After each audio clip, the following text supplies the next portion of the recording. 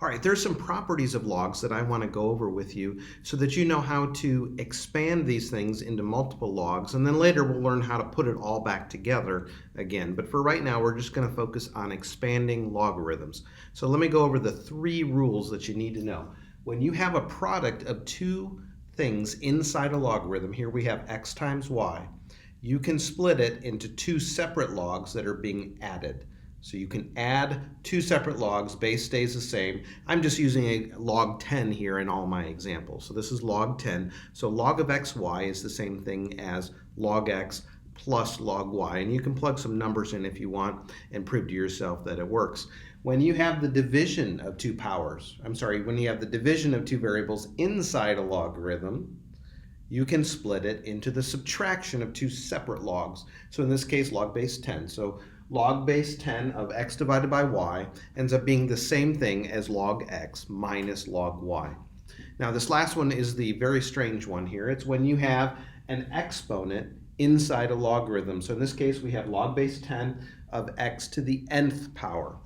The strange thing is that you can throw that exponent out front of the logarithm, so you end up having n times log x. Now these are just some properties that you need to play with a little bit to get to know. So let's look at a few examples. All right, so I've dreamed up a few examples here for us to take a look at. The first one here is log of 3 times x. Log of 3 times x, this is this rule here where you have the product of 2 things inside a logarithm, so we can split it into the sum or the addition of 2 separate logs. So this would become log 3 plus log x.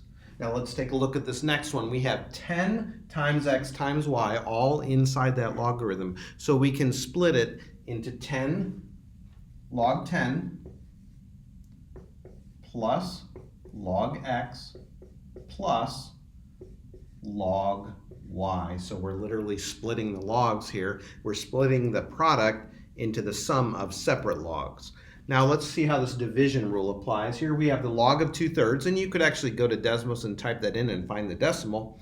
And we can split this into 2 separate logs, but this time it's going to be log 2 minus log 3, because that's what the rule says. The top goes first, log x, minus log of the bottom here, which was y. So in this particular problem, let's take a look at this. Log 2x minus y. Now there's a special trick here at the end, so make sure you're paying attention. We have the log of the top, which is 2x, minus the log of the bottom, which is y. Now, are you screaming at the screen? There's something more we can do here. Does anybody want to take a guess? We have the log of 2x. Now remember what we did over here with the log of 3x, we split that up. So we never stop expanding or blowing these logs up until we've actually got them completely expanded. So this is going to be log 2 plus log x, that's this part right here, and then the minus log y comes down. So this is called expanding a logarithm. So if you ever see directions where it says take this logarithm and expand completely, this is what you need to do here. Split it up as much as you can. Now let's take a look at the examples where we have exponents. So remember, we throw the exponents out front is the rule we want to remember. So we have a 3 on the base here. We have x to the 3rd inside the logarithm. So that 3 is going to get thrown out front and actually become a coefficient. 3 times log of just plain old x. Now the 3 has been thrown out front.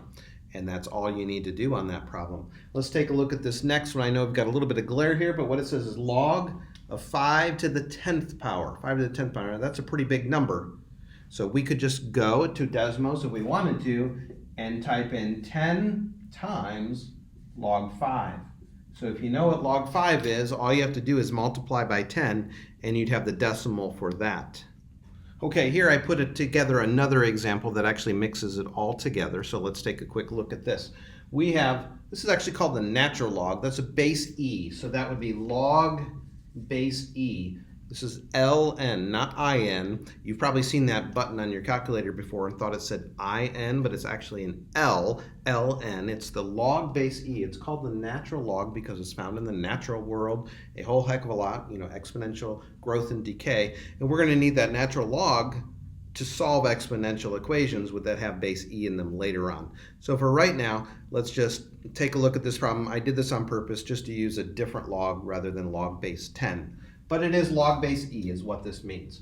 So let's take a look at this. We've got things being multiplied on the top and the bottom. We have an exponent, and I want you to tell me, what is that exponent on right now? It's on the y. It's only on the y. It's not on the x. It's not on the 5. That square is only on the y, so we want to keep that in mind while we're doing this. Now we do have the division of two things, so I think that's where you want to start with this problem. You want to start with the division. So this is going to be the natural log of something minus the natural log of something else, because remember, when you have division, you can split it into the subtraction of two separate logs. So in the first parenthesis, I'm going to put the top part, 5xy squared, and in the second one, I'm going to put 3z. That's a z. 3z. Now let's keep going here. Now we cannot throw this 2 out front. Why? Because it's only on the y. Remember, it's only on the y, so we can't throw it out front of everything. Instead, what we have to do is split this logarithm up first. This is going to be the natural log of 5 plus the natural log of x. And then you're going to have the natural log of y squared. So I'll go ahead and save some of your time, and I'm going to throw that 2 out front of this last log. So it'd be 2 natural log of y. That's natural log of y squared. And I want you to notice that I'm using a cursive L throughout this just so it's clear that it's ln and not in. It could get really confusing. Minus, now take a look here. I did this on purpose. We have the product of two things. We have a 3 and a z being multiplied inside that logarithm. However, we are minusing this entire logarithm.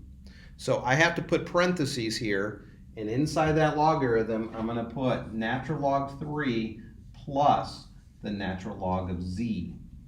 So I guess you could leave this as your answer, or if you want at this point, you could distribute out that minus sign. So maybe the best answer, fully expanded, would be natural log 5 plus natural log x plus 2 natural log y minus natural log 3, and then minus natural log z.